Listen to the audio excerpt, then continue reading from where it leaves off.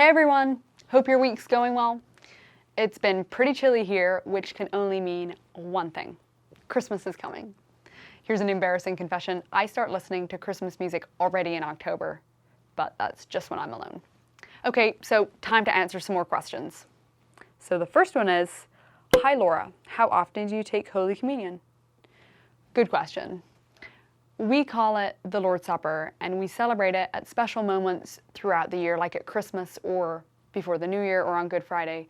But then also at other moments when a member requests it and everyone agrees to it. For me, or for us, it's first of all to remember Jesus' death and his sacrifice for each one of us, but it's also a moment where we celebrate our unity as a body of believers. That means before we have the Lord's Supper, it's important that any disagreements or grudges between us are resolved. We celebrate it sitting in a circle like a family, which is how I imagine the first one happened.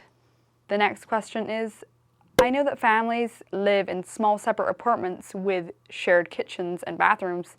What about singles who join the community, or multiple same-sex singles share an apartment in a family style?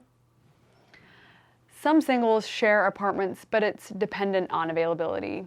So more commonly, singles will have sleeping quarters and then be a part of a family and use their kitchen and living area. We had a single guy join our family for a year, and we really enjoyed spending time together at meals and other times, and he would play ball with Branson and have a good time, so it was great. Are private prayer and devotion a common or accepted part of Bruderhof spirituality? Yes.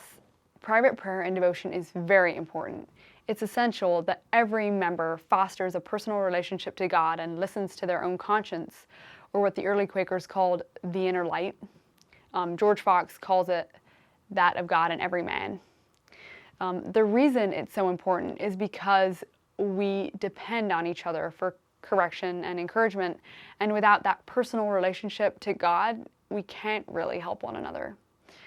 Of course, it takes discipline at the beginning and at the end of every day, and hopefully in between, to turn your heart to God and find inner stillness, but it's very necessary.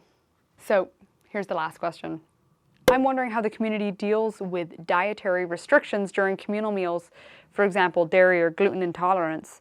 Also, are there members who choose to be vegetarian or vegan, and if so, how does that typically work? So that's a great question.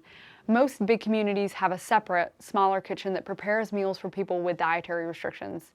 I do know of people here who've decided to reduce or eliminate meat from their diet out of concern for the environment, or to be more simple, or just for health reasons, and they just eat other things. I would say we have a pretty well-rounded diet.